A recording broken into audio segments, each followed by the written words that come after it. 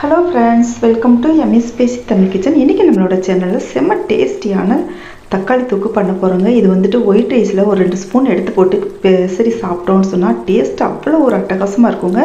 அடுத்து இட்லி, பூரி, சப்பாத்தி, பரோட்டா, தோசை இது எல்லாத்துக்குமே ஒரு அருமையான சைட் டிஷ்ங்க. இது வந்து 10 நாட்களுக்கு கெட்டு போகாம வச்சுக்கலாங்க.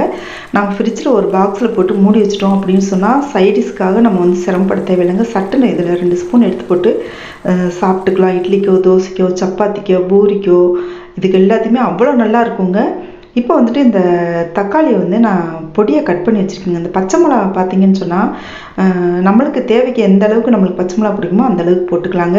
உங்களுக்கு காரம் அதிகமாக இருக்கும் அப்படின்னு நினச்சிங்க அப்படின்னு சொன்னால் கீராமல் அப்படியே முழுசாக காம்பு மட்டும் கட் பண்ணிட்டு போட்டுக்கோங்க. இப்போ வந்து இந்த 5 தக்காளிக்கு இப்போ ஒரு 3 பெரிய வெங்காயம் எடுத்து கட் பண்ணிவிட்டு பொடியாக கட் பண்ணியிருக்கேங்க.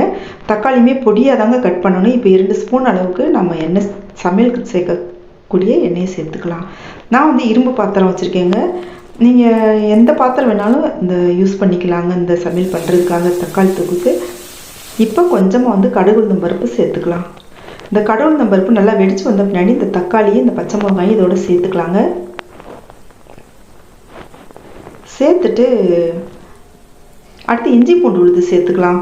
இந்த ஸ்பூனில் ஒரு 3 ஸ்பூன் அளவுக்கு இஞ்சி பூண்டு விழுது சேர்த்துக்கலாங்க.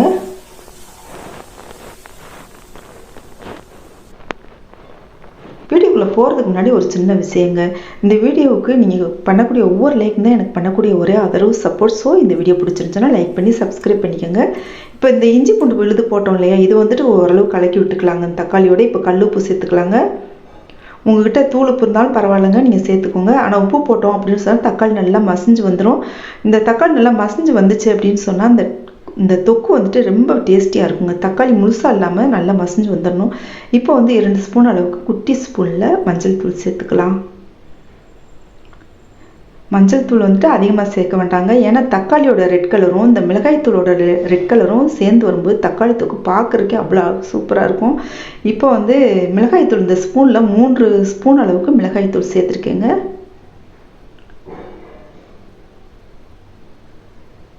அடுத்து 2 ஸ்பூன் அளவுக்கு தனியா பவுடர், மல்லித்தூள்னு சொல்லுவோம் இல்லையா, அந்த தனியா பவுடர் வந்துட்டு 2 ஸ்பூன் அளவுக்கு.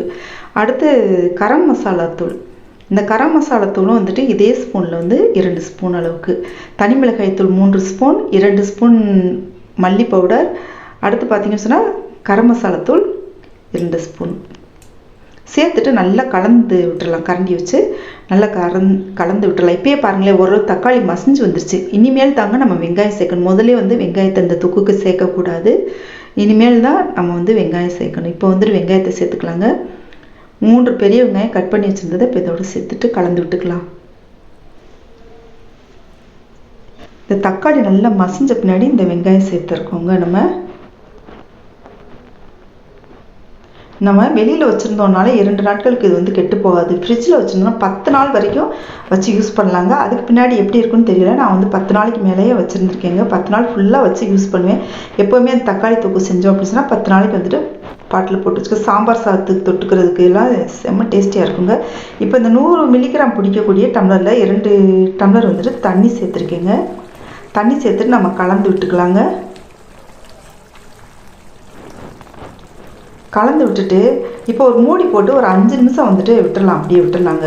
கொஞ்சம் அடுப்பு வந்துட்டு கொஞ்சம் சிம்மில் வச்சுக்கலாங்க. ஃபுல்லாக இல்லாமல் இப்போ பாருங்கள், நல்லா எண்ணெய் பிரிஞ்சு கம்மன் வாசனையோட தக்காளி தொக்கு ரெடி ஆயிடுச்சுங்க. இந்த லாஸ்ட்டில் பார்த்தீங்கன்னு சொன்னால் கொஞ்சம் மல்லித்தலை போட்டு கட் பண்ணிவிட்டு மல்லித்தலை போட்டு அப்படியே நல்லா கலந்து விட்டுக்கலாங்க. இவ்வளோ தாங்க டேஸ்டியான தக்காளி தொக்கு ரெடி ஆயிடுச்சுங்க. உங்களுக்கு இந்த பதிவு பிடிச்சிருச்சுன்னா லைக் பண்ணி சப்ஸ்கிரைப் பண்ணிக்கணும். உங்களோட மேலான கருத்துக்களை கமெண்ட்டில் தெரியப்படுத்துங்க.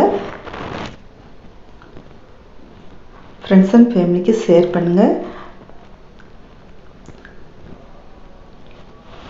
Thank you so much. Take care.